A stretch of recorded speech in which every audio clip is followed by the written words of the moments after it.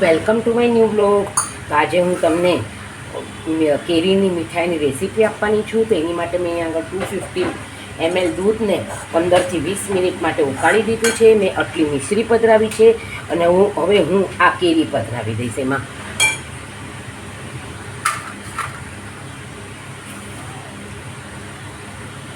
અને પછી એને થવા દઈશ અને કણી પડતું થશે પછી એમાં એને બદામથી ગાર્નિશિંગ કરીશ. મેં આટલી મિશ્રી પધરાવી દીધી છે. તો તમે જોઈ શકો છો કે આપણું આ ઘણું બધું એનું પાણી જે થાય, મિશ્રી પધરાવી એનું પાણી થાય ઘણું બધું વળી ગયું છે. હવે હું આને એક સરખું થવા દઈશ અને પછી એને આ પ્લાસ્ટિક ઉપર મેં ઘીથી એને ઘી લગાડી દીધું છે. અને આ હવે હું એને પોટી પડતી થશે ત્યાં સુધી થવા દઈશ અને પછી આમાં પધરાવી અને એને એના પીસીસ કરીશ અને બદામથી ગાર્નિશિંગ કરીશ. ઘણો બધો દૂધનો માવો બની ગયો છે, પરંતુ જે આપણે મિશ્રી પધરાવેલું એનું પાણી થયું છે.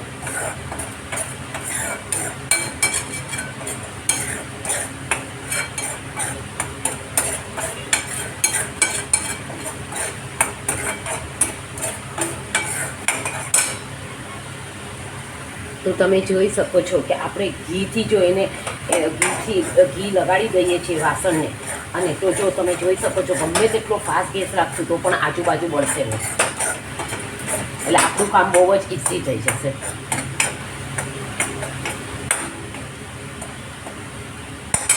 હવે મેં અહીંયા આગળ આ પાથરી ઠંડુ કરવા માટે મૂકી દીધેલું. તો આપણે જોઈ શકશું કે હજી થોડું ગરમ છે પણ ગોટી પડતું થઈ ગયું. જરાક વાર હજી થવા દેવું પડશે એને. તો તમે જોઈ શકો છો કે આપણું ગોટી પડતું સરસ થઈ ગયું છે. હવે 5 મિનિટ આને થવા દઈશું અને પછી આ પ્લાસ્ટિક ઉપર આપણે એને પધરાવી દઈશું અને પછી ઠરશે પછી એના પીસીસ કરશે.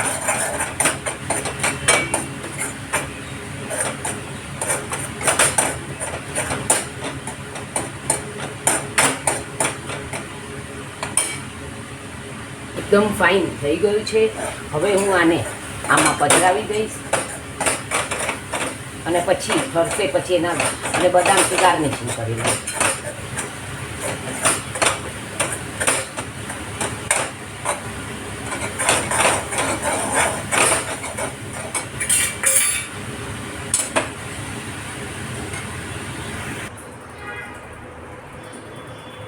તો તમે જોઈ શકો છો કે આપણી સામગ્રી એકદમ સરસ તૈયાર થઈ ગઈ છે.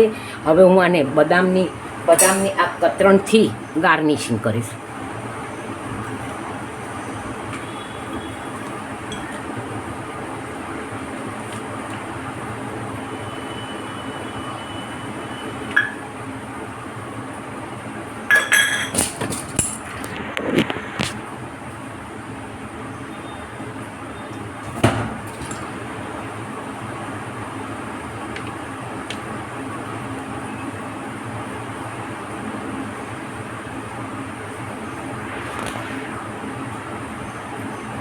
તો તમે જોઈ શકો છો કે આપણી આ મેંગો મસ્તાની તૈયાર થઈ ગઈ છે. તમે આને ઘરે જરૂરથી ટ્રાય કરજો.